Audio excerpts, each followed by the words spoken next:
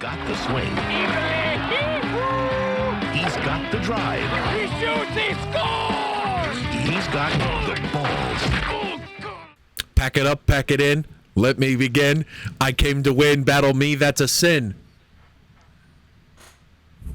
I'm not confident to get the rest of the flow right. Hi, welcome to Bomb Squad Matinee. I'm your host and master of ceremony, Tanner Richard Kraft, and with me I have... I am Joseph Henry Vrenick, everybody's favorite Shadow Man.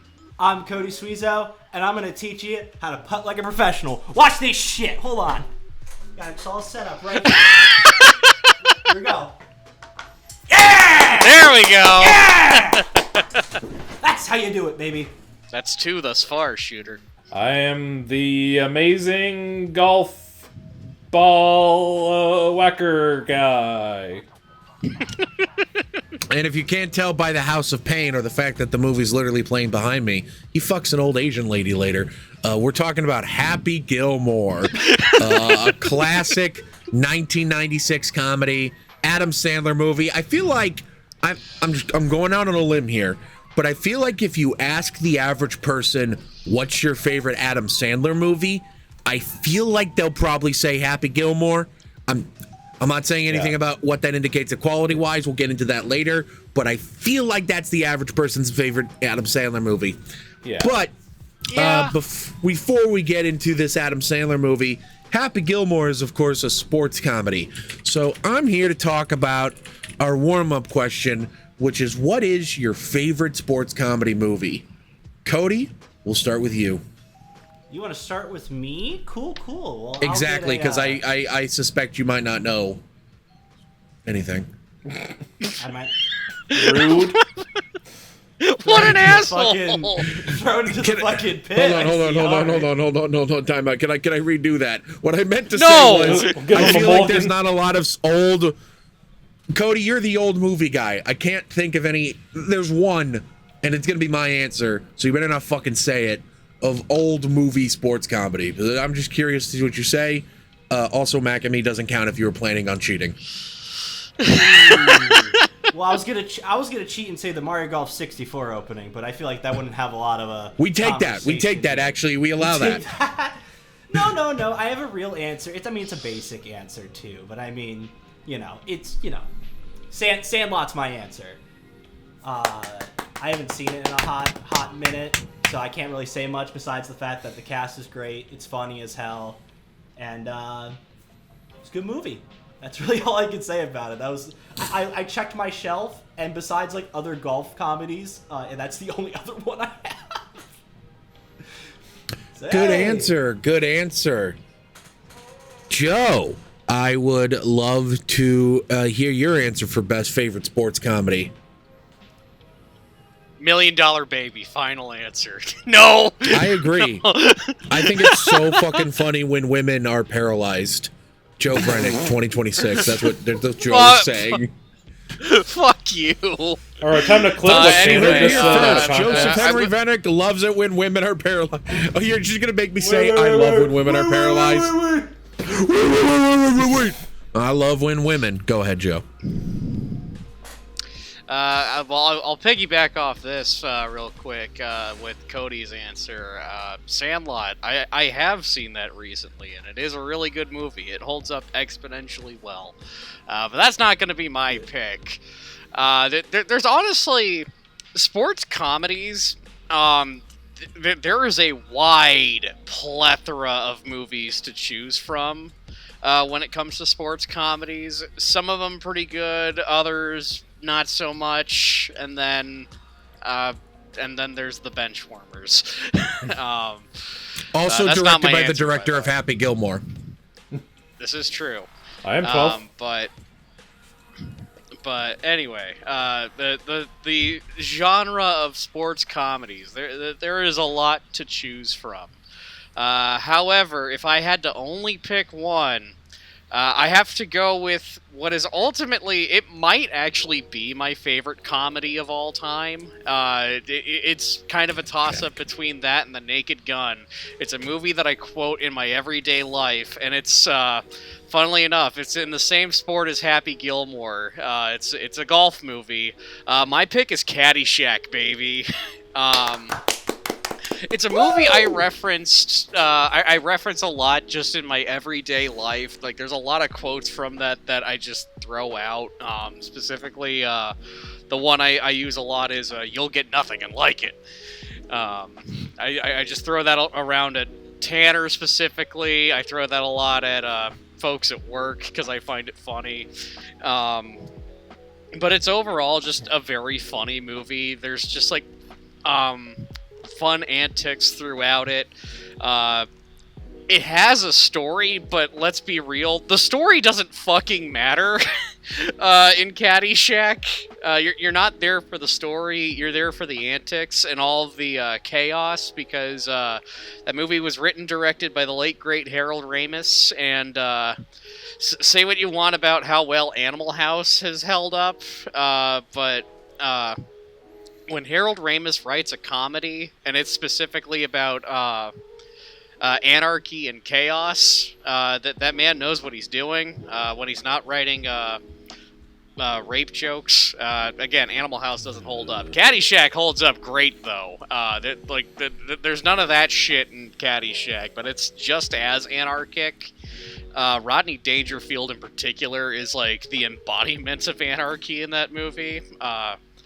Honestly, the performance of his career, that man will never be topped. Yes, Tim? You were talking about, quotes from this movie that you quote regularly, and on the subject of Rodney Dangerfield in this movie, I will say that at the end of like a crazy shift, I do like to shout to my coworkers, "Hey everybody, we're all getting laid!" Woo! That may actually be the greatest, final line in any movie ever, outside of maybe Nicole Kidman saying "fuck" and Eyes Wide Shut. But I could talk about Caddyshack all day. We don't have all day to talk about Caddyshack, though. We gotta get to Happy Gilmore, so I'm gonna pass it back to you, Tanner. Good answer, good answer. Joe, you were the one I was most scared of stealing my answer, but I don't know why. I just was. I know you've seen the movie. Tim, and don't say it, Joe. Don't say it, Joe. Tim, what's your favorite sports comedy? Oh, it's gotta be basketball. Love that Trey Parker. I was so scared you were about to say The Big Lebowski when you started doing that voice. No, I was just like, no, I have an answer that'll piss Tanner off even more. But basketball's fine. In seriousness, my actual answer, I was gonna honorable mention Caddyshack, but I figured that would probably be one somebody else would take. But my real answer has got to be Talladega Nights. It's one of my favorite Will Ferrell movies. It's just a very funny, silly, one of the better Adam McKay movies from when he was doing the comedies. Wish he was still doing those, but they put him down. Unfortunately, they put down poor Adam McKay. It's the only genre he was ever good at. But it's a really funny movie. Really funny performances from Will Ferrell and John C. Reilly and Michael Clark Duncan and Sacha Baron Cohen. Put that evil on me, Ricky Bobby. Yeah. Don't you put that evil on me, Ricky Bobby! Don't you put that on us! That's speaking of quotes that you quote on the daily. Somebody says something ominous at work, I'll just be like, "Don't you put that evil on me, Ricky Bobby." It's again a very quotable movie. Amy Adams just giving the fucking monologue of her career in the third act break is fucking crazy. It's just a good time, and I love it. I think my favorite Adam McKay comedy is still probably Anchorman, but this is easily a close second for me. So yeah, Talladega Nights, Ballad of Ricky Bobby, good movie. Back to you, Tanner. Good answer, good answer. My time to shine. Hello, but as a matter of fact, I'm actually just curious. Joe, do you think you can guess my answer? Blades of Glory. Final answer. No. Actual guess. I'm Close. assuming you're. I'm assuming you're about to. I'm assuming you're about to fucking pick Nacho Libre. Well, that does count, doesn't it? Yeah, it's a wrestling movie. Yeah. I was That is a thinking sport. Nacho Libre, Space Jam, or Ephus. Ephus is a kind of a comedy. No, you're all wrong. It's a movie also from 1996. Of course, I am talking about the Dan Aykroyd, Daniel Stern, Damon Wayans movie, Celtic Pride. No. I'm the only person on the planet that likes that movie. No, surprised you didn't get it, Joe. Kevin Costner is known for one thing in particular, and that's baseball movies. And arguably the best baseball movie he ever did was Bull Durham. It's a very, very funny movie. It's a very accurate picture of what life as a minor league baseball player is like. And it's also pretty romantic. It's sweet. So that's my answer for what my favorite sports comedy is. However, I know what you guys are really here for. You're here to hear about this random list I found on Google.com. Did you know that someone considers She's the Man a sports comedy? Well, Kind of, I guess. Soccer does play a kind of a big part in that movie. What about, here we go. Yeah, here we go. Number 20 on this list from Crack.com. One of Stanley Kubrick's favorite movies. Joe, what is it? Now that I've said that, what is one of Stanley Kubrick's White Men favorite Can't movies? Jump! Damn straight, it's White Men Can't Jump. What a classic. Number 16 on this list, Caddyshack. 16? Of all-time greatest sports comedies. Number 15, Peyton Reed's Bring It On. Ahead of Caddyshack, Joe. How does that make you feel? I feel like I've been betrayed by Crack.com. Holy shit.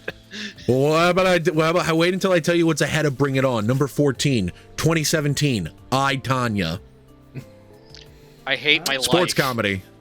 Sports comedy. It's kind of a Happy dark Gilmore is comedy number about 11 on this sports. list. That's Well, crazy. Sure. Tanner, here's a real question. Is Hot Rod on that list? Yes, it is. It's number... How is that 18. a sports movie? I don't think sports is... I don't think stunts is a sport. The opening sentence is this stretching the definition of sports comedy? You want to hear stretching the definition of sports comedy, Joe? You want to know what's number 9 on this list? A movie I still need to see, admittedly. And I know I'm gonna walk saying away. I still need to see it is shocking. This movie also came out in 1996. It stars Tom Cruise. According to this list, Jerry Maguire is a sports comedy. It's a rom-com that kind of takes place around sports. Again, I haven't seen it. I still haven't seen Jerry Maguire, so maybe it's actually very fair. I don't know. Well, firstly, I'm shocked that you've never seen Jerry Maguire. Secondly... It's so me, right? It's shocking. I know. I need to get around to that. It feels very you, but that feels like a slight stretch, because... Yeah, there's like sports involved, but like Tom Cruise is like a sports manager. Like a lot of that is just like the behind the scenes of sports, less so than being sports. Anyway, that's just a random list from Crack.com. What you, the audience, really want to hear is IMDb. So I pulled up a sports comedy list here on IMDb. Ladies and gentlemen, number 4, Challengers. Yeah, my favorite sports comedy. Number 6, Remember the Titans. Favorite Hilarious. Sports comedies, guys. Number 15, Wreck-It Ralph. Number 18, Wait, Hold Inside the Out fuck 2. on! No! There's racing. Hold the fuck there's on. racing in Wreck-It Ralph, so that makes it a sports comedy.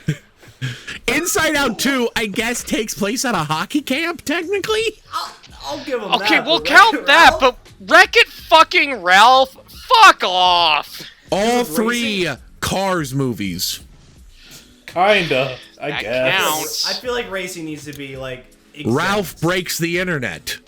I'm out. That doesn't even He's crashing I out. guess Oh, he racing- missed it, though. Joe, I need to wait for Joe to come back because he needs to hear this next one. I'll That's just my keep saying favorite. stuff. Hold up. He Space just Jam is on came this back. list. Joe, are you ready for this? Number 35, 17 again. Sure. Again, I guess it's a comedy that sort of takes place around sports. It makes more sense than Ralph Breaks the Fucking Internet. Number 49, Madden. That movie isn't out yet. That Number hasn't 52, even come the fuck out yet. Air Bud Returns. Apparently there's an Air Bud movie coming out this year, guys. Yep. Wait, why are Number movies that are- 53. Number 53. Hang on, This one's for me. Heavyweights. Hang on, I looked at the IMDb rankings, and Air Bud Returns is above Air Bud. People are just so excited. Number 62, Herbie, Fully Loaded. Number 63, Joe saw this movie in theaters with me. Champions. That's the movie where Woody Harrelson coaches a bunch of kids with Down syndrome in basketball. He says the R word at least once. I was gonna say, Speaking of Joe, which- when he drops when he dropped the R word in the movie, didn't I walk out of the theater for like a minute? Yeah, you walked out the second that he said it. Speaking of which, I know The Ringer It is wasn't on even there. that I was offended. I was just annoyed. What was that, Tim? Said, speaking of which, I know The Ringer is on there. Oh, it is. I just passed by that. Where is it? The Ringer. Yeah, number 50. Sure. I suppose. Oh, number 65, by the way, Speed Racer. Yeah, that was another one that was like... Number okay. 67, Disney's Planes. I might walk out of this recording. I'm not gonna lie to you. But wait, Tanner, wait, yeah, wait, you're wait, starting wait, to wait, piss wait, me the wait. fuck off, Tanner. Wait. Number 71. Wait. Fever Pitch. Okay. That counts. Okay. Space Jam: Is A Miss- New is- Legacy. Is Mr. 3000 on Whatever. that It's list? got LeBron. I haven't seen it yet. Nobody's seen that movie but us, Joe. 84, Like Mike. That's not true, Tanner. My mom and her boyfriend have also seen that movie. Number They own that 92. movie. Number 92, This Is Local. The Triplets of Belleville. Number 94, Tooth Fairy. Number 97, and some of y'all might appreciate this. I think Ethan will appreciate this. Death Race 2000. Let's go. Number 98, Fever Pitch. Different Wasn't from that the already other on Fever the Pitch. list? No, What? I'm talking, when I say just now, I'm talking about the Jimmy Fallon one. The first Fever Pitch I said is the Colin Firth one. When What? it says pitch, they mean like a soccer pitch in the Colin Firth one. I don't know if the movies are related other than the name. This is some bullshit. Now, ladies and gentlemen, number 115, Ephus. There we go. He was building And up to answer to it. Joe's questions, number 117, Mr. 3000. Anyway, we've all talked enough about our favorite sports comedies. Let's talk about a pretty great one that's playing in the background right now. I think is he playing the rookie tournament? I think he's playing the rookie tournament in the think so, game yeah. behind me. Yep. Happy Gilmore. To me, this is a comedy classic, but what do the others think about it?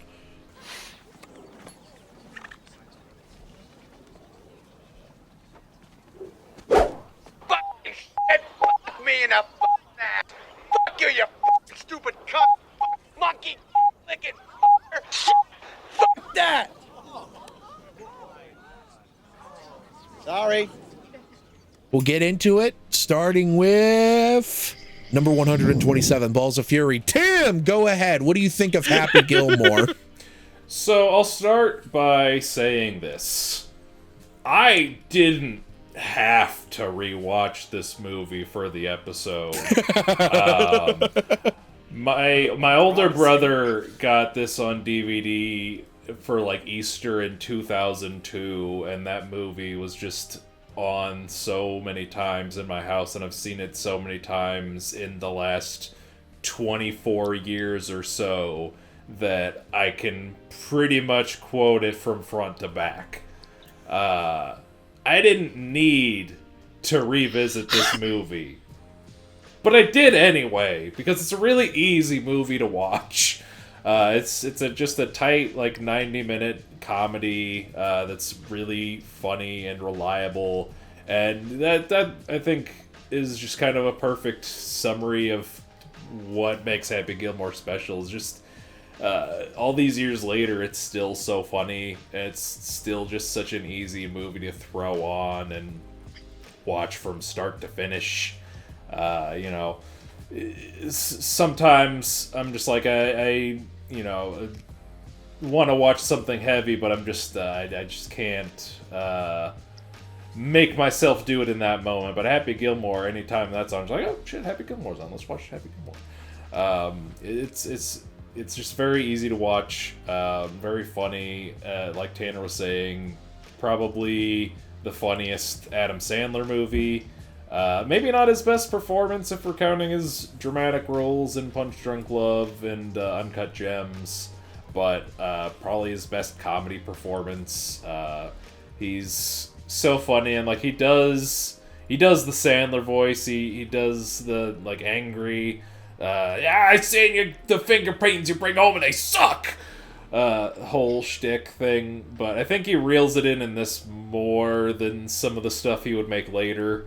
I think he toes a pretty good balance of when to go the over the top, absurd, angry voice, but still play a believable character. Like I said, this movie's aged really well, which is rare for studio comedies from the 90s and 2000s. It's raunchy, but there's it's never punch down humor, and there's really only one sex joke in the movie. It's him having sex with the Asian lady at the beginning of the movie, which is done fairly tastefully. It's just a goofy, funny bit. It's got a lot of those. It's just got a lot of goofy, funny bits. Extremely quotable. I'll regularly be saying stuff like, just tap it in. Just tap it in. Give it a little tap. Yeah, that's what's playing in the background right now. That specific quote. And then, it's all in the hips. It's all in the hips. It's just lots of really good Closest this quotes. movie goes to making a gay joke. Yeah. Extremely quotable all these years later. And great performances from Adam Sandler. Christopher McDonald is very funny in this. We were talking about The Iron Giant a couple of years ago, and it's very funny whenever a little bit of Shooter comes out in Kurt Mansley. Just whenever he goes into the car that's been chomped up by the Iron Giant, he's like, "Oh my god!" And every time I see that, I hear him go, "Well, idiot, good for Happy Gilmore." Oh my god! He's very good in this. And we've been talking about Chubbs, Carl Weathers, may he rest in peace. Excellent in this movie, and I will say it is every time I see the scene where he's playing the piano in the happy place, that's a little sad now. That's a little sad that he's passed now. But yeah, great performances. Just really funny movie. I'm sure this is just gonna end up being a quote along, because that's the thing with this movie, is it's just quotes and bits that are really funny. And I'm gonna get into the vastly inferior sequel when we get into general discussion, because while I don't like the movie per se, I do weirdly have a lot of thoughts on it, and this is the only time I'm gonna have an opportunity to talk about that. But Happy Gilmore, good picture. Back to you, Tanner. Good stuff. All right, Cody, what do you think of Happy Gilmore? My time to shine. Good day. And I just finished watching the movie too before we started. So First watch or?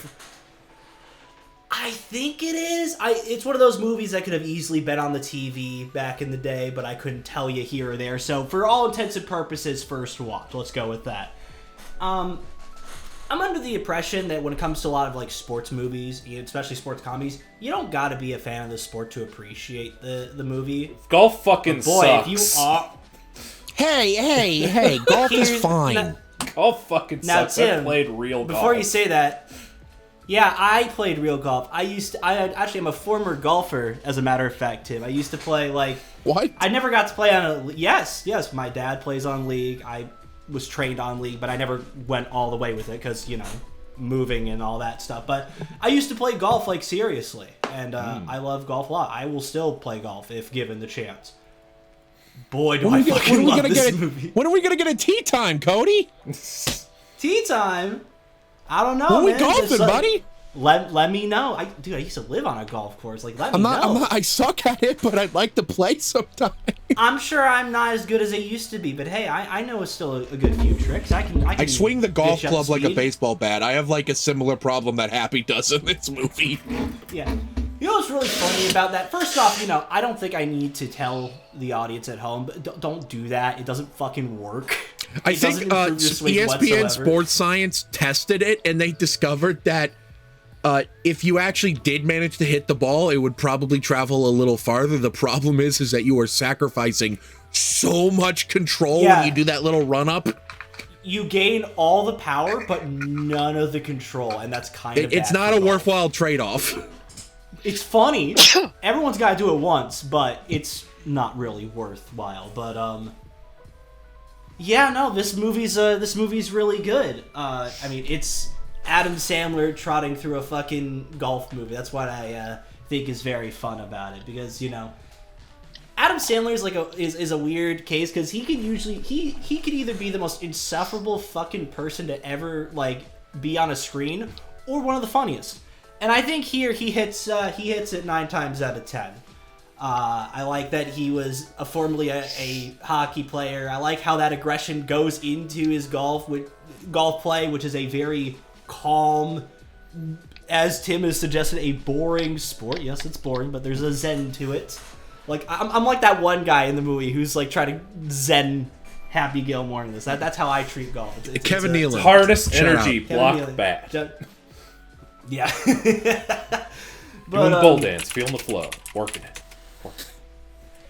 I think Adam Sandler plays pretty well on the main role. I especially love his kind of rival character played by Christopher McDonald. God, what a stuck-up bitch!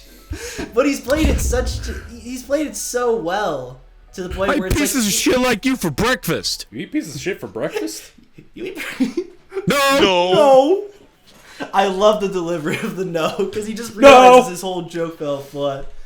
It's great. The comedy's very onto it. I think there was only a handful of jokes I didn't think were funny, but the rest were pretty funny, downright hilarious at times. It's quite a quick movie, only 92 minutes, so maybe a little bit too fast paced in some areas, especially when you're trying to show golf. But then again, who fucking cares about golf besides me? I don't know. But I think everything's it looks very nice, very pretty. I like the way that the emphasis on how far that ball goes, because it's hard to make golf look exciting, especially on camera. So having those crazy zoom shots while the ball's going, it's a really cool effect. And I don't know, I think there's something sweet about the story of someone who always feels like they were meant to be one thing, but gets thrown into an entirely different road, and turns out they're pretty good at it, and try to find out if they truly want to be that person or not. I think that's a very it's kind of a sweet story in amidst the comedy. It's hard to talk about comedy movies. I think we mentioned this in previous episodes. It's hard to talk about comedy movies because it really just boils down to this scene funny, and that's better for general discussion. So yeah. I'll just kind of wrap my thoughts up with it's a really good movie. Whether you like golf or not, I think you'll get a kick out of it. And hell, I think if you hate golf, I think you might like it even more. So case in point. Win-win. Case in point. Back to you, Tanner. And if you think I hate golf, my wife hates it more. She would burn down a golf course if she could. Us Codys are different in that regard. I like golf. I like all sports, though, to be fair. Like, you put... I remember during COVID, I was so sports deprived that I'd be watching, like, fucking weird fucking handball highlights, because it was, like, the only, like... the shit that was playing on ESPN2 in 2020, diabolical. They were playing some diabolical shit on ESPN2, and I was watching... I just remember there was like tournaments in some like random Russian warehouse. Fucking warehouses. They were and they're doing playing replays of bowling. They were doing bowling championship replays from 3 years ago. Shout out Pete Weber, local legend. Also, shout out, you want to talk about local legends? Kevin Nealon, local legend right there. That guy's from St. Louis. And I love his whole, your vibes off, man. Anyway. Joe, let her rip. I know you're a hater of Happy Gilmore. Gilmore. Joe Vernick, famous hater. Joe Vernick's exact words on Happy Gilmore was, "Why do you keep saying I hate it, Tanner? I've never said that." That's what he said to me. I don't hate this movie. Fuck you. Alright, so, I may have, I want to say, the more lukewarm take on this movie, because I've got a cat on me. I'm petting my cat as I'm talking, so bear with me. Like an evil villain. I'm Mr. Bigglesworth. Yeah. Speaking of James Bond parodies, I'll get to that later. But this was a movie that I loved in my teens. I think, and honestly, like my pre-teens even. I feel like that's the case for definitely everyone in this group. I would assume. Definitely for people my age, like this was just a movie that we like my friends and I would like reference and talk about on the playground a lot. This is one of those movies, and comedies that you like from when you're like pre-teen, teenage years. That's interesting thing to find how you feel about them as you get older. In some cases, you're not as hot on them as you get older. And here's what I'm gonna say about Happy Gilmore. I still really like this movie. Do I find it as funny as I did back when I was a teenager or when I was a preteen? No, I unfortunately don't. Do I still think it's funny? Absolutely, I think it's funny. Because if anything, this movie, it really embraces the stupid. It's something I mentioned in my Letterboxd review and something I said in the group chat. Every time that this movie's final shot happens, here, I gotta get my cat's going nuts. There we go. Okay, but every time this movie's final shot happens, where it's Chubbs, the alligator, and for whatever reason Abraham Lincoln, they're up in the sky waving down important. at Happy. Like every time that shot happens, I just kind of chuckle and I go, you know, this movie's really fucking stupid. And I say that lovingly. Like, I don't say it derogatory. I say it lovingly. Because, you know, that's really all a movie has to be sometimes to make me laugh, is just stupid. And yeah, this movie at a lot of points is very stupid. In a very funny way.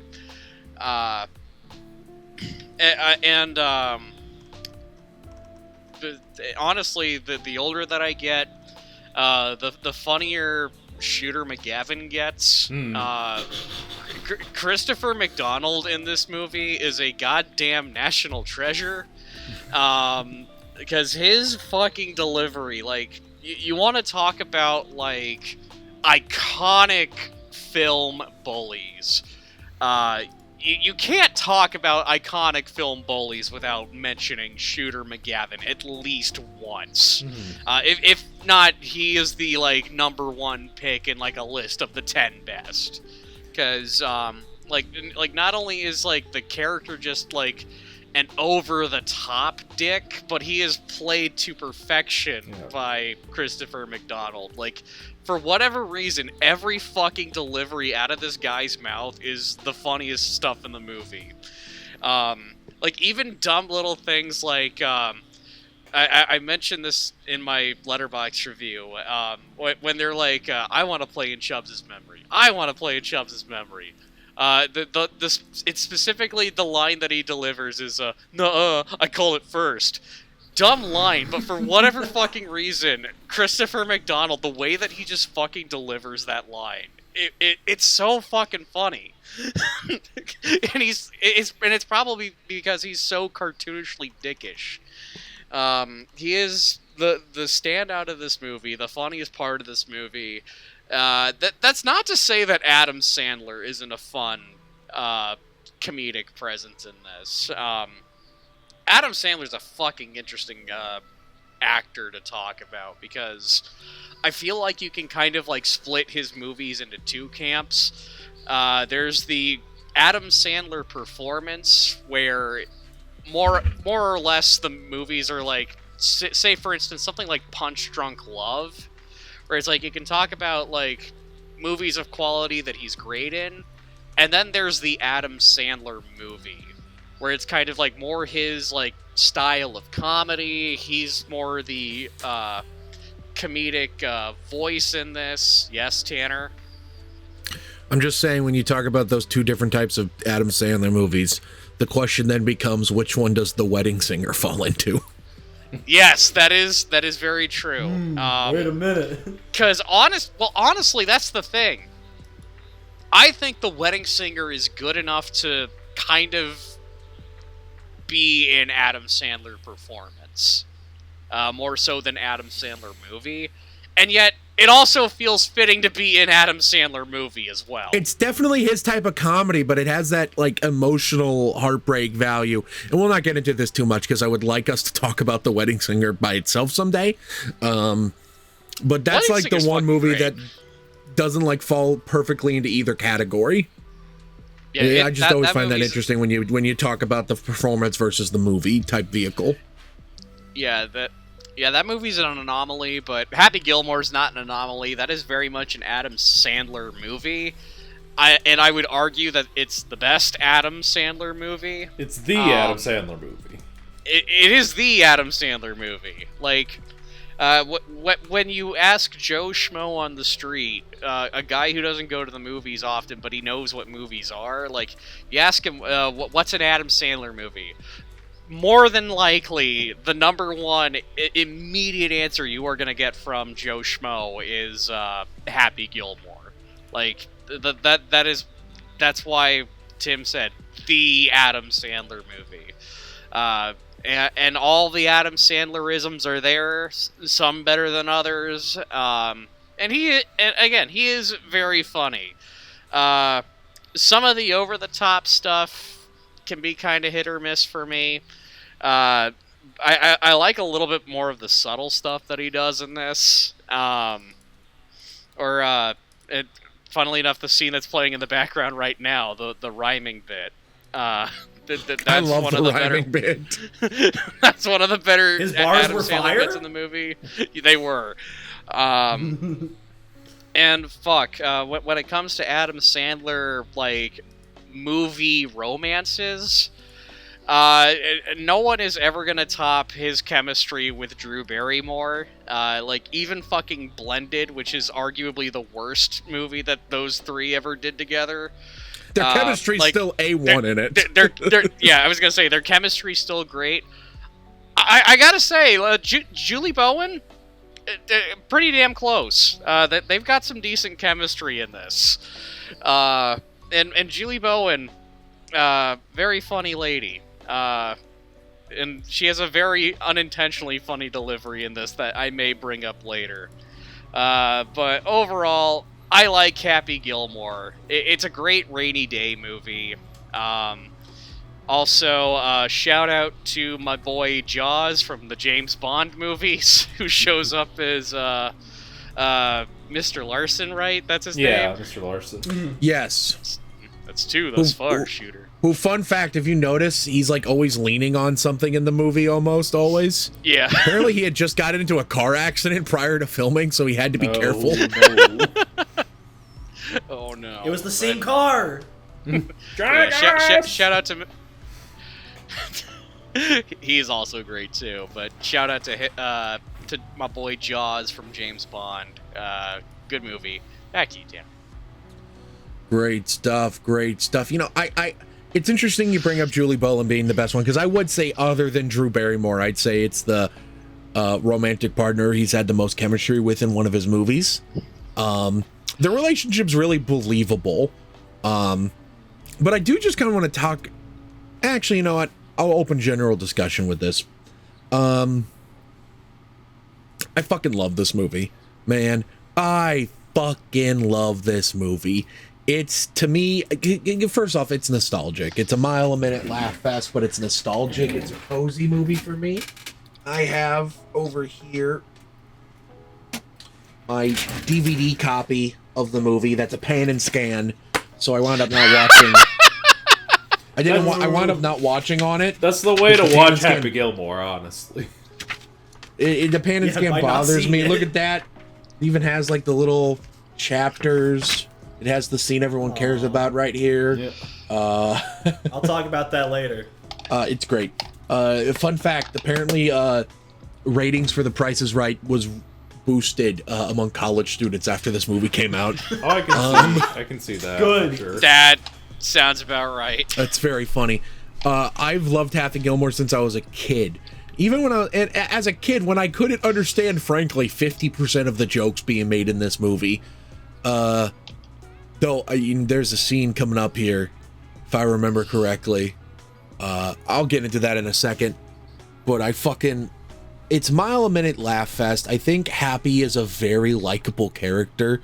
Never before has a violently psychopathic temper man ever been so likable in a movie before. I think what it is I kind of had the same anger thing growing up too. I'd be quick to get angry, but then I'd be quick to, here we go. This was a scene I watched a lot as a kid. Yeah, there it is. Oh. I think that scene awakened something in me as like a 5-year-old or whatever. I think as a 5-year-old I went, Uba. Oh, there's the real prize there. Hey! Yeah. That's why I'm into GILFs. No, that's a joke. Anyway, cast, brilliant. Julie Bowen's really funny. Happy gives a great performance. This is maybe the best villain in an Adam Sandler comedy movie.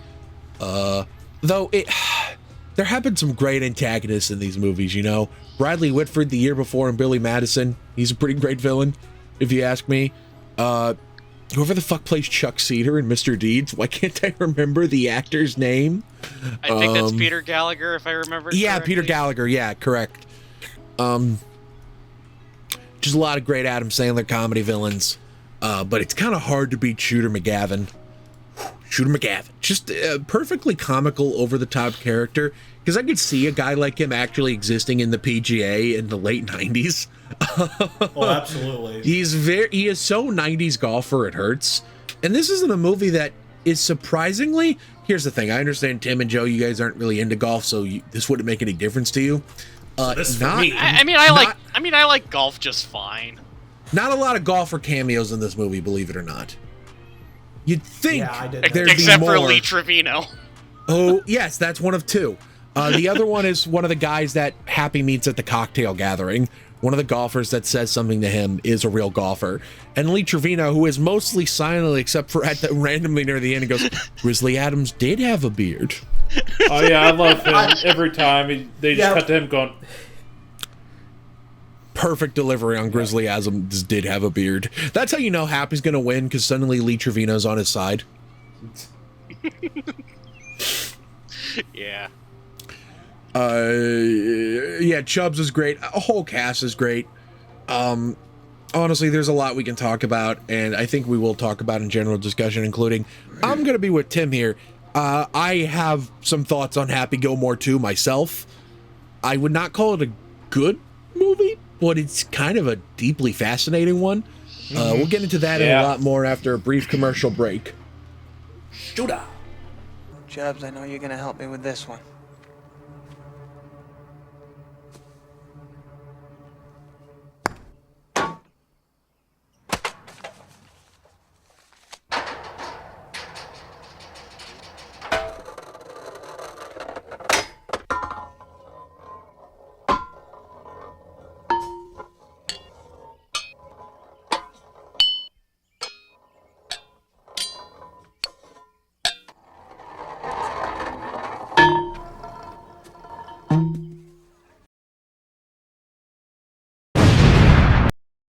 Welcome back from that ad break for another ad. See that shit? That's a movie palette. It takes the primary color of every frame of the movie, slices them into little spaces, put it on a canvas for your viewing pleasure. That's for the movie Punch Drunk Love, Adam Sandler movie. Tim is pointing to the one for the movie Mandy, not an Adam Sandler movie, believe it or not. You can have one for Happy Gilmore, I'm sure it's on there, or any other movie you love, and if it's not on there, for a little extra money, you can get one custom made.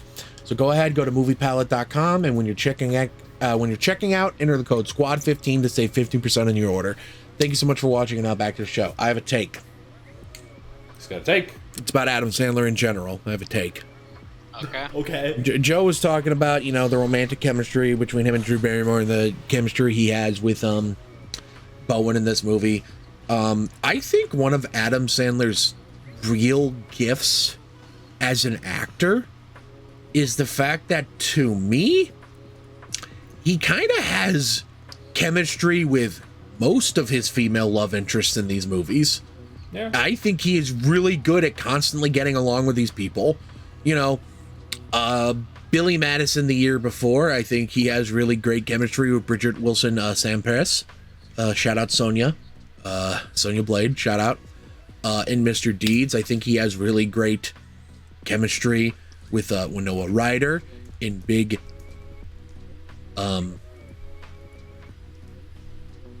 my brain just shifted to neutral. Punch Drunk Love, he has great chemistry with Emily Watson. Spanglish, he has great chemistry with the people in that movie. He has pretty great chemistry. You know what? I'll say it, and I now pronounce you Chuck and Larry. He has pretty great chemistry with Kevin. No, I'm kidding. Point being, he has great chemistry with almost anybody, right? Yeah.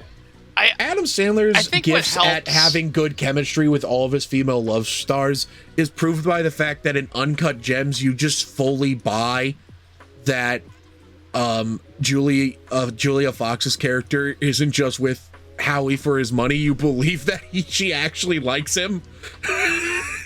That's how good their chemistry is. That's how good Adam Sandler is at having chemistry with actors. This is such a romantic scene playing right now. What are you saying, Joe? I think what helps is that more often than not, he's typically playing Adam Sandler in some of Punch Drunk Love. He's kind of playing a character. Uncut Gems, he's playing a character. But like in the Adam Sandler movies, let's be real, he's playing Adam Sandler. But Adam Sandler, from all accounts, seems like maybe the nicest guy in the world. Like. Extremely likable, if nothing else. I was gonna say, it's like everyone that's worked with him seems to have like nothing but nice things to say to him or about him, even. Like he's always got like that smile on his face to the point where it's kind of like aged into his like wrinkles as he's getting older. Like man's just got a permanent smile on his face for the most part. I think what helps with his chemistry with his romantic leads is just that whenever he is playing Adam Sandler, it's just because Adam Sandler is just a genuinely likable guy in general. And a lot of that does also... Go ahead, sorry. I was going to say, and a lot of that also does appear on screen, just that likable Adam Sandler charm. At least when he's not doing the over-the-top screams and goofy voices. Or doing little Nicky-isms.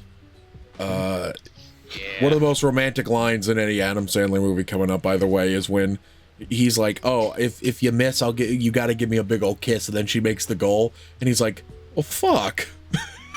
For some of his reaction of like, "Well, that backfired," but then she just said it. Happy, I didn't see it go in. In the context of the movie, that's so romantic and smooth. Yeah. Yeah. I love that scene. But yeah, I think that's a really interesting thing about Sandler. I agree. It's because he's so likable. But even in his more playing a character movies, you totally.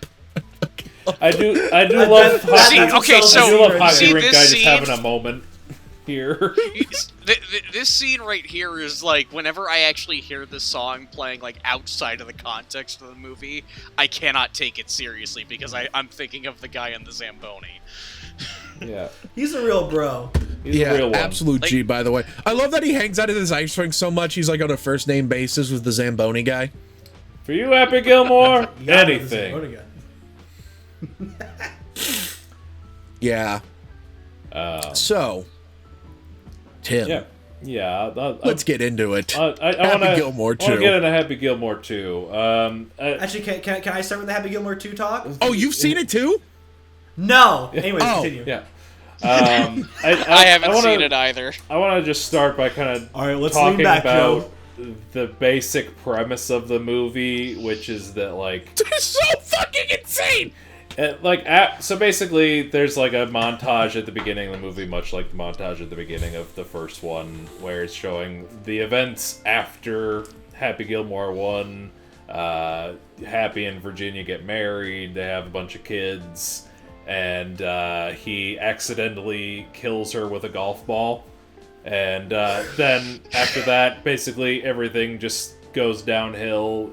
His life goes into the shitter. He becomes a deadbeat alcoholic. But they like try to revive his career and bring him back into the golfing scene as this like weird super golf thing is being made. This like 7-hole fucking wipeout bullshit golf. And they got these like Sounds like a load of bullshit. they got these superhumans that like I think a bone in their spine is missing so they can twist further back for their swing. Oh, yeah, that'll make your swing better. Oh, Something like that's that. why I'm so good. My back's so fucked up. It's a fucking weird ass movie in so many fascinating ways. But like again, I have so many thoughts about it. Number one, I do want to say that when I watched this with my wife, she fucking loved everything with Happy's sons. Because like every scene with the sons, it's just like them getting into an argument and then just beating the shit out of each other, and she's just like, It's a good running bit. she's just like, hell yeah, dudes rock. It's that bit. I love how is the so whole funny. movie is like around Happy being like, my sons are hopeless. Yeah. My daughter has a future Yeah. in ballet, though. Also, 2 of Adam Sandler's daughters are in the movie, which is neat. Nepotism for the win. It helps that Sandler's daughters seem to have gotten some of the talent. I also want to bring up, because, like, one of the things that you see in all these, like, 30, 40 years later legacy sequel things is, like, they gotta reference all the familiar bits and jokes and characters and all these things.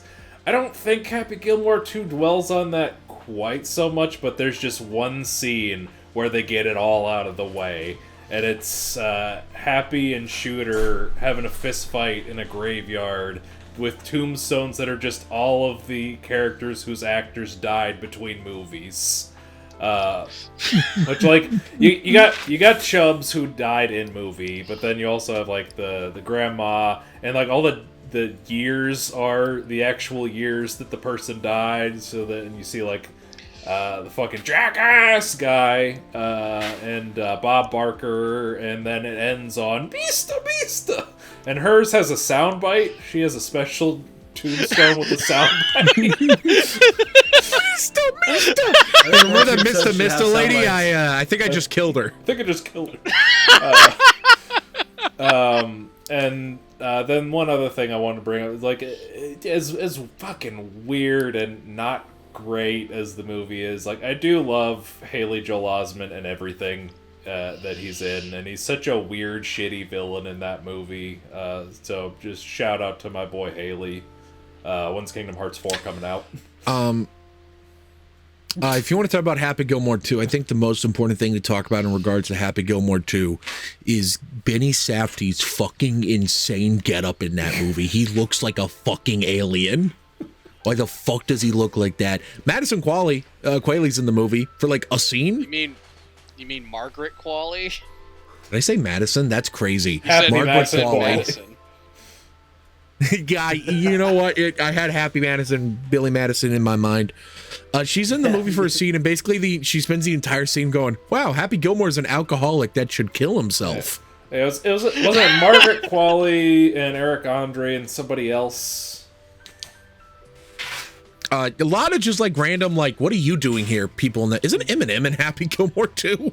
Eminem's in it. Travis Kelce's in it. Bad Bunny's in it. Bad Bunny's the cat. Bad Bunny is one of the best parts of it, though. Yeah, Bad Bunny's Bad Bunny the is one of the best parts of Happy Gilmore too. He's actually really great at it. He's great bit at the end. We're like, he's the best part of Bullet. He's the best part of Bullet Train. He's the best part of Happy Gilmore. He's the best part of the Super Bowl. Best part of a Super Bowl. Awesome. He at the end of the suck fucking, on that, conservatives. At the end of the movie, at the end of Happy Gilmore 2, the whole point of what he's doing is that he has to beat a putt, and Benny Safdie says, if you miss this putt, you have to join my golf league where you have to get robo implants or whatever. And if you win, I'll buy your house back, I'll do this, I'll do that, I'll do this, I'll quit, I'll dissolve the league, and I'll give and Bad Bunny's character is named Oscar. I'll open a Mexican restaurant for Oscar, and Oscar goes, no, Italian. He's like, and then Benny Safdie says, but you're not even Italian. Like that matters. Hello. Also, I generally agree with Tim's thoughts. Happy Gilmore 2 is not a good movie, but I think I like it. Also, I do want to bring up something that I thought was interesting, which is that they play To the Window, to the Wall. I don't know what the actual song's called, but they include the skeet, skeet, skeet, motherfucker line, which I didn't think you could do motherfucker in PG-13. So they're breaking new ground. Is Happy Gilmore actually PG-13, or did they just not bother rating it for... It's PG-13. Oh my god, it is. But you know what, Happy Gilmore 2? Here's the big problem with Happy Gilmore 2, and then we'll stop, because I'm sure Joe and Cody are finding this discussion miserable, because they haven't seen Happy Gilmore 2. Happy Gilmore 1... They're learning so much. Happy Gilmore 1 is a solid hour and 31 minutes. Oh my god, the other person in the Happy Gilmore 2 thing with Margaret Qualley is one of those fucking SNL guys. Hold on. Sorry. This is bothering me. Motherfucker. This is actually a double feature podcast. Colin Jost? Did they get Scarlett Johansson? No, it's one of the like... It's one of those fucking... It's Martin... Hairlily? It's one of the Please Don't Destroy guys from SNL, which is like the best part of SNL nowadays. Anyway... Happy Gilmore 1 is an hour and 31 minutes long. Happy Gilmore 2 is an hour and 54 minutes long. Oh, crazy. What more do I need to say than that? Yeah, that's why number 1, real easy to watch. Happy Gilmore 2. I liked Happy Gilmore 2. I definitely liked it. I don't feel a call to return to it like I do with the first one. Yeah, exactly. On the subject of the first one, though, I do want to bring up like the TV version, because like obviously one of the with the Ben Stiller scene.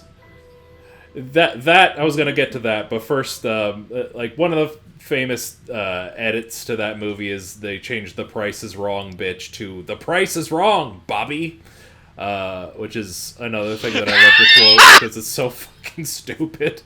But yeah, it does, much like How the Grinch Stole Christmas, this is one of those movies where the TV version works in some deleted scenes, one of which is a scene where Ben Stiller's character is like walking down the hallway of the care center or whatever the fuck, with Happy, and he's just like, hey, so I know what you've been doing, and I don't like it. And then it just fucking cuts to Ben Stiller going through the window. Ben Stiller, uncredited in this movie, by the way. Crazy. It's so random. Like, Ben Stiller definitely had, like, he was a name by now, right? He was, yeah. Like, just- heavyweights trouble had with come the out love by of the this game. point. You can trouble me for a tall glass of shut the hell up. He's so great. I also love when he's like, "How dare you? I'm putting you on shrubbery duty or whatever." My, Oh, yeah, my it's like, fingers. oh, my your fingers hurt? My fingers hurt. Well, we're now your fingers fingers hurt because you just. Well, now pulled your my feet are fingers. gonna hurt because you Gilmore. picked up because you just picked up landscaping duty. Anybody else fingers We hurt? just got past the Bob Barker scene. Well, Go ahead, Okay, Joe. can we talk about that mention scene something? now? Because you guys have been talking No, Joe a while. has to I talk want to about bring his thing. something up. Damn it. How many layers removed from? How many layers is Happy Gilmore removed from Twin Peaks? Because I gotta bring it You got up. grandma. the fuck are you the talking grandma's about, man? Hold on. well, the grandma is fucking Mrs. Tremond from fucking Twin Peaks. It's the old lady from Twin Peaks. The one that has the kid that looks like David Lynch, according to you? Yeah, I know. Like, so, where in the Twin Peaks timeline does Happy Gilmore fall under? I want to talk about the greatest scene in cinema history. I've talked about a few perfect scenes on the podcast. We got the Jaws first beach scene. We got Frankenstein meets the blind man, Bride of Frankenstein. Happy Gilmore versus Bob Barker. Best scene in cinematic history. Because first off, the whole setup of this is just kind of stupid. Because it's like it's that middle, like, you know, obviously, you know how the stories goes. It's that middle part where, you know, the main character loses his cool and then he's got to go on that journey. But it's just a random, oh yeah, this is a celebrity guest golf with fucking Bob Barker. And he gets so which, mad. You know, besides, I assume besides some names on the board, he's the only celebrity. Like, if this was like a modern movie, you'd get like 10 celebrities. But no, just Bob Barker. See Happy Gilmore too. Yeah, Happy Gilmore too. And while Happy Gilmore is clearly getting, like, you know, like, teased and taunted by the one fucking dude in the audience, Bob Barker's just like, I don't care. You suck right now. What are you doing? Like, it's just this other layer of he doesn't need this right now. And of course he finally snaps. He's like, oh, he beats up Bob Barker. And then Bob Barker just goes, nah, I'm locking it. And beats the shit out of Happy Gilmore. And it's the fucking funnest. So There's two... Yeah. There's some wanna fun say facts something? about Bob Barker in Oh, it. do tell. First off, when he was asked if he wanted to be in the movie, he wasn't sure until he was told that he would win the fight against Adam Sandler.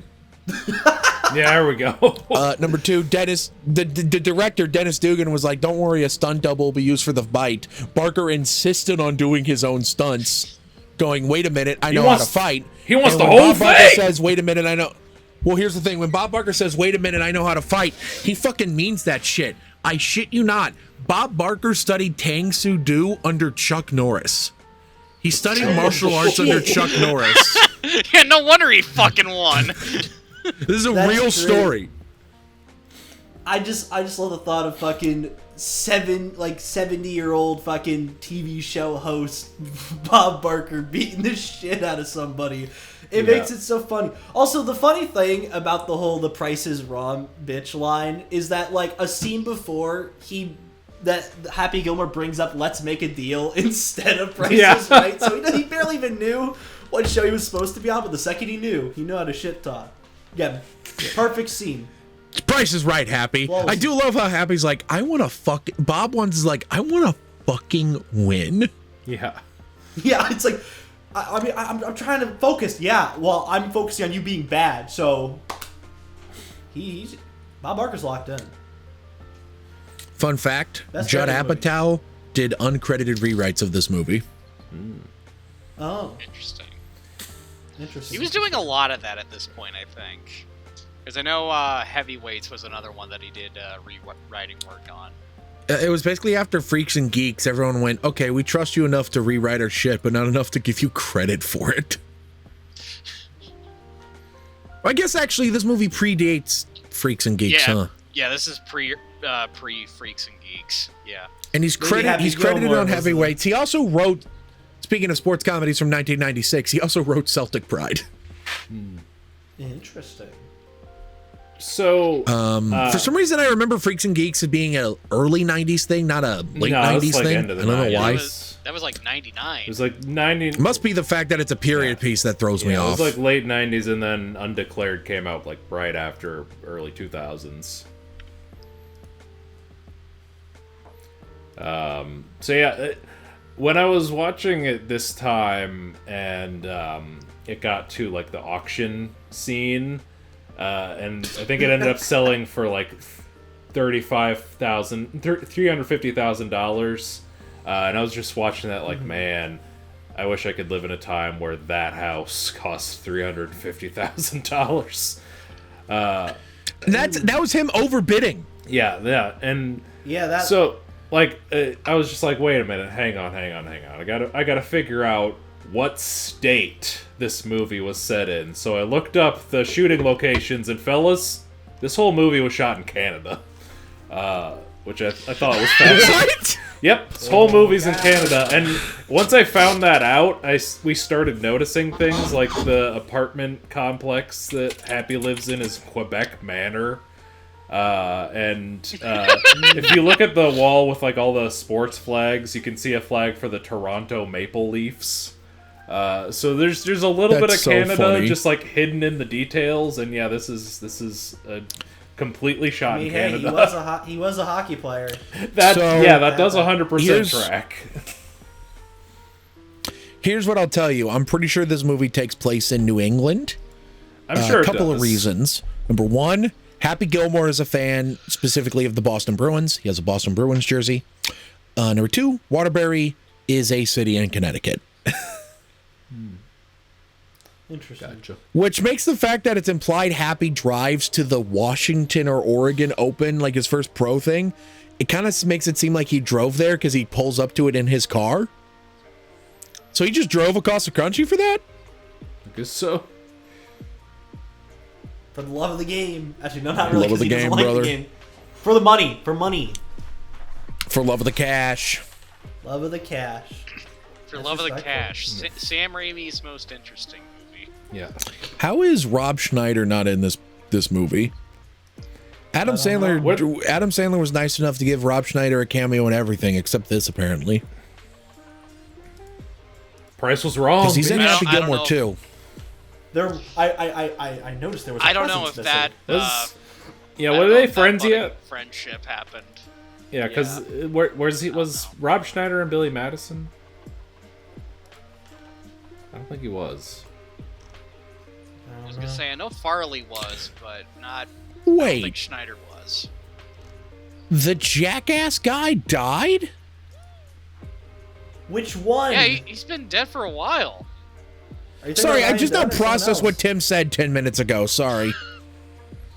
Bro, don't just say that subtly. I thought I was about to hear like real news in yeah. real time. Sorry, I was like, Bam Ryan Margera died. Yeah, I was Sorry, like, Cody. Ryan Dunn? Yes. he Wait, did no, die. don't joke about that. Okay, there's Bro, a I'm non-zero gonna be chance on I my say that fucking and Bam knees. I'm gonna Margera cry. is dead. You know what? If that does happen, we're gonna open up the fucking Jackass 5 opener with Tanner. You Moment of piece silence. shit. Yeah. Moment of silence in for the guy peace. who wasn't gonna be in the movie. He is going to be in the Moment movie. of silence. Oh. Is he? Did they work it out? From what I understand, he signed a deal to agree to be in the movie without filming new material, which makes me think that whatever 2 stunts he actually filmed for Jackass 4 will be in Jackass 5. Yay! That's double the double the amount of time we saw him in the 4th movie. I love how Really? there's like a single shot of Bam Margera and he just looks concussed as hell in Jackass 4. Yeah, well, I mean, with the scene, no shit.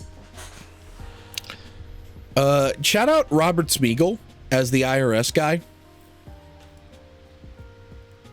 Oh yeah, he was pretty. He was I love pretty how he's funny. like, There's a lot of you're funny gonna side hate characters me. in this. You're really gonna be angry at me. Then he throws the other hand. Yep, he hates me. He hates How me. is Happy able to get away with so much assault in this movie? He's too powerful of a force. He just does. Yeah, I don't want to stop him. He's scary. Yeah, you want to get in between the fight of Happy Gilmore and whoever is in the wake of his wrath. My favorite scene, my favorite little scene in this movie is when fucking Happy Gilmore just realizes he needs a caddy, so he just grabs the homeless man that was like stealing his shit earlier, and then he just becomes a genuine bro. Like, I love the scene where like he throws the club and he just like he just catches it instantly, just real friendship there. Personally love Happy like pissed off throwing the rock into the water, and then homeless guy also picks up a rock and throws it in the water in solidarity. That's a good bit. Yeah, he just... So, something about this movie I find really fascinating, because I think it's not very obvious, is its score. I think it has a decent score. It's more of its soundtrack that's spectacular. I mean, the movie opening with Leonard Skinner's Tuesday's Gone, which is one of the greatest songs ever made, is a great choice. But the score is done by Mark Mothersbaugh, you know, the Devo frontman. And this was one of his first movies. From guy for a while? Yes, who the same year did Bottle Rocket. Fun fact, this was not his first movie with an SNL star that he did the score for. As a matter of fact, his first ever theatrical film, because his first ever score work on a movie is the 1992 Frosty Returns TV special. He did the score for that. But his first time doing a feature-length theatrical film, doing the score for that, is the 1994 Adam Bernstein directed Adam Bernstein directed Julia Sweeney starring movie. Oh no! Oh no! It's Pat. Oh no! You know that SNL character where the whole joke is, I don't know if it's a man or a woman. And they somehow thought they could make that joke last 90 minutes. Yeah, Mark Mothersbaugh did the score for that. The movie with uncredited rewrites by Quentin Tarantino. Really? Yeah, Quentin Tarantino did uncredited rewrites for It's Pat because he was friends with Julia Sweeney, and Julia Sweeney pops up in Pulp Fiction. He just grabbed the script one day, just no. Okay, Not even Quentin Tarantino, like hot off the success of Pulp Fiction, could save that movie. I think I just broke Tanner giving him this information.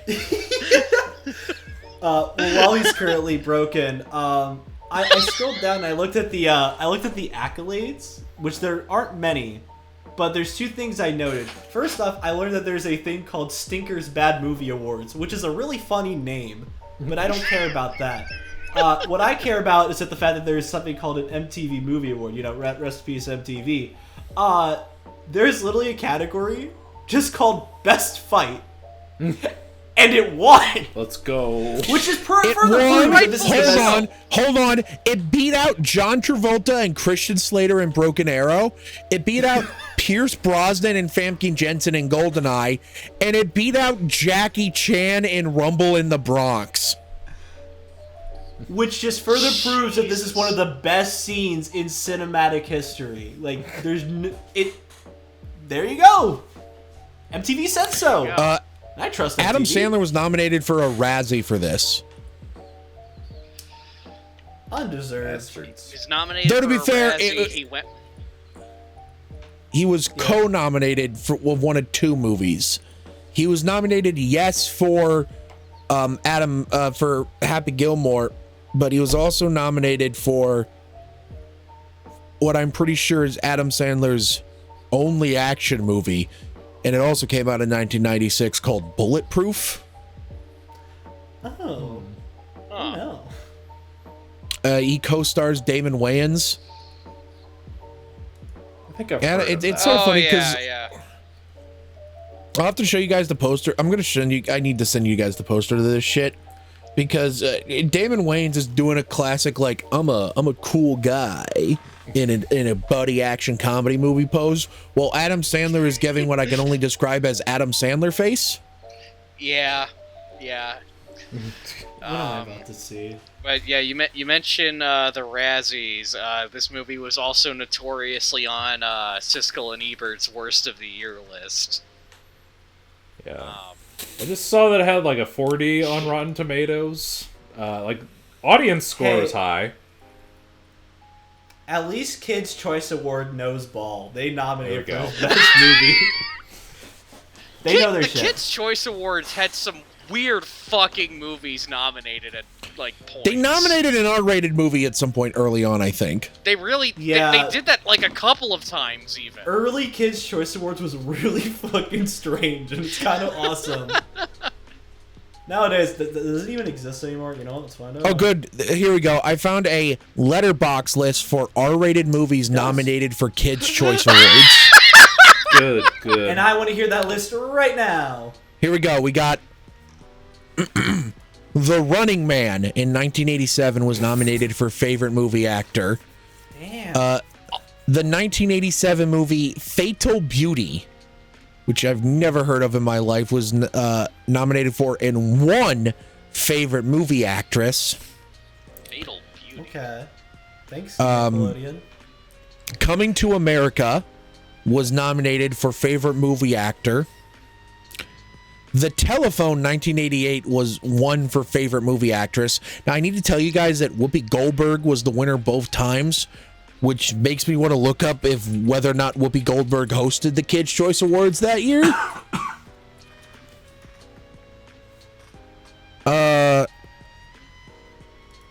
No. Is Whoopi Goldberg the only EGOT winner to also win a Kids' Choice Awards? Okay, I'm so glad you were ready for that. Okay, speaker. Is Whoopi Goldberg the only actress? Is Whoopi Goldberg the only actress? No, yes, she is the only actress. Anyway, the last R-rated movie to be nominated for a Kids' Choice Award came out in 1990. It won for Favorite Movie Actress. That movie was 1990's Pretty Woman. Wow. I'm sorry, the movie about Richard Gere falling in love with a prostitute in Las Vegas, being nominated for winning a Kids' Choice Award. Kids no ball. She looks at that blimp on her fucking desk. Just admiring it. She never. I'm more than bet she didn't even bother to pick it up. I'm gonna look up Julia Roberts' blimp and see if I get any results of her holding it. Well, I looked up Julia Roberts' blimp, and the first thing that come up was The Proposal. Was she even in that movie? Maybe. So Happy Gilmore is pretty good. No, Happy Gilmore. Sorry.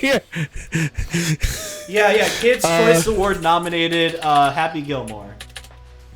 For favorite movie. How did it not win?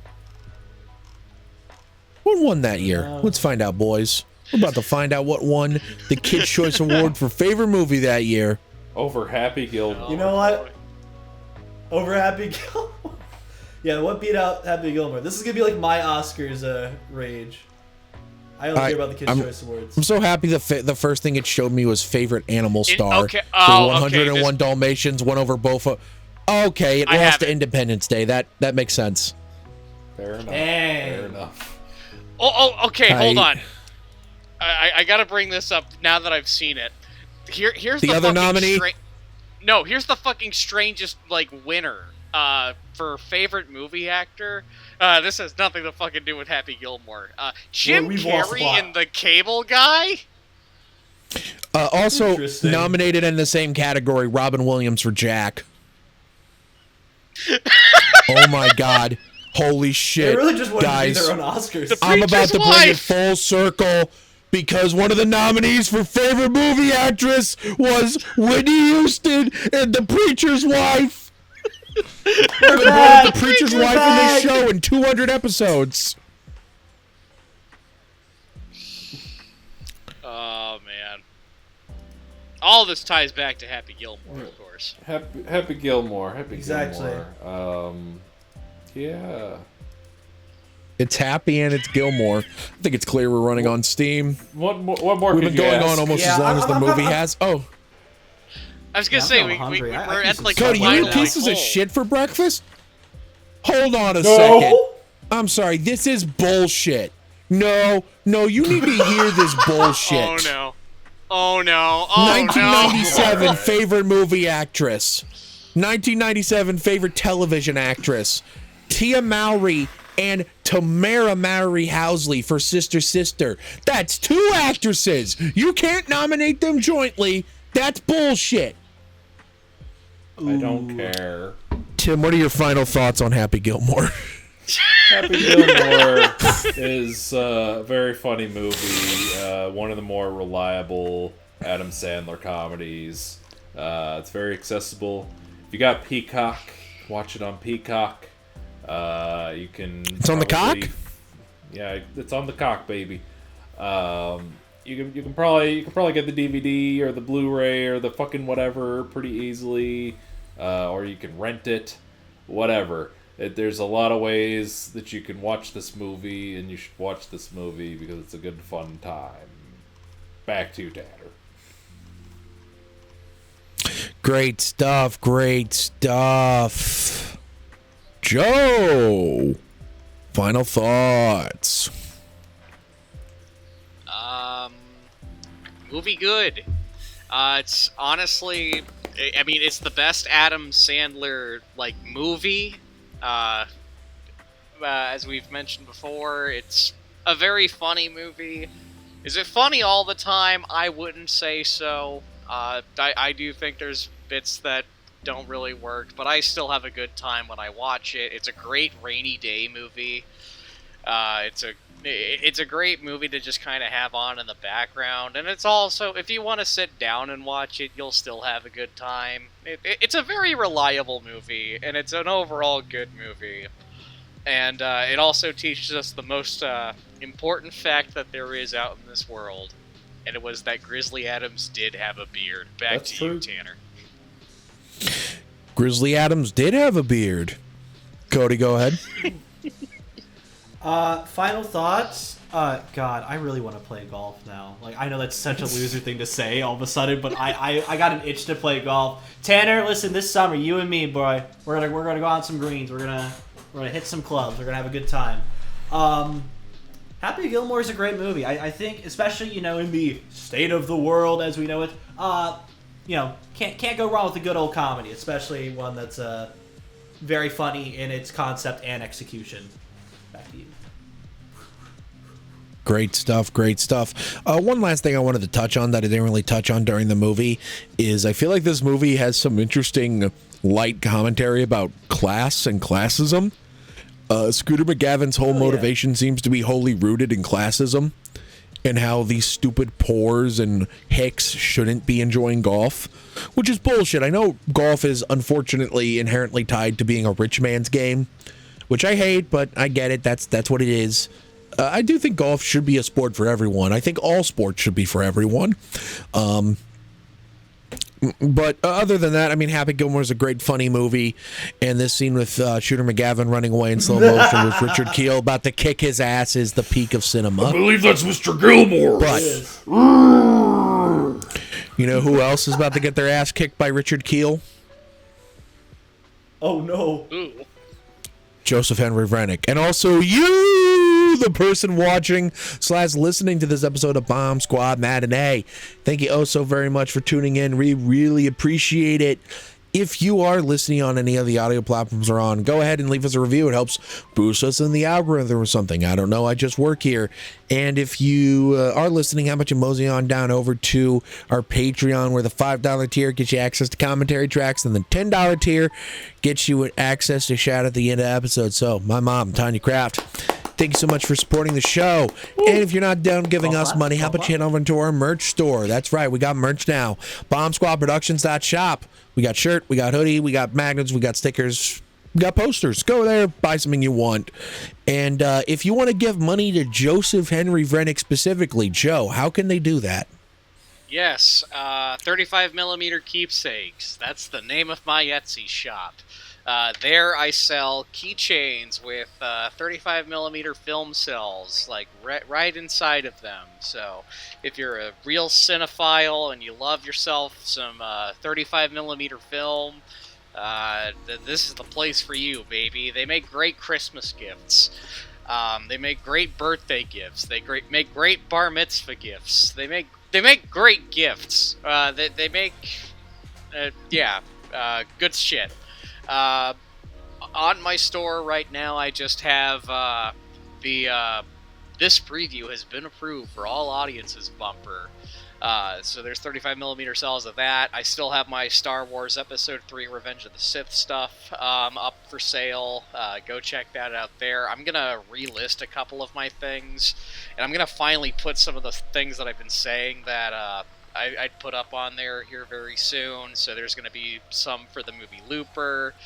You'll see some more James Bond ones on there. You'll see, I just got the 35mm for this, and perfect timing too, because its 25th anniversary is coming up, and it's getting a theatrical re-release, but I'm going to have some for The Mummy Returns here coming up soon, so check that out. 35mm keepsakes on Etsy, link down in the bio. Go check it out. Great stuff, Joe. Thank you very much. If you're watching us on YouTube, thank you also very much for watching. We really appreciate it. How about you mosey on down to the comment section below and let me know, what do you think of Happy Gilmore? What do you think of Happy Gilmore 2 while you're at it? What's your favorite Adam Sandler comedy? What's your favorite sports comedy? And finally, is the price wrong, bitch? Comment below and let me know. Tune in next week where we talk about 28 years later, the Bone Temple. It's going to be a lot of fun. I'll see you next time. Bye. Hell yeah. Now you've had enough. Bitch. You will not make this putt, you jackass! I slid my ticket across the table and I said, sorry guys, I gotta see about a girl.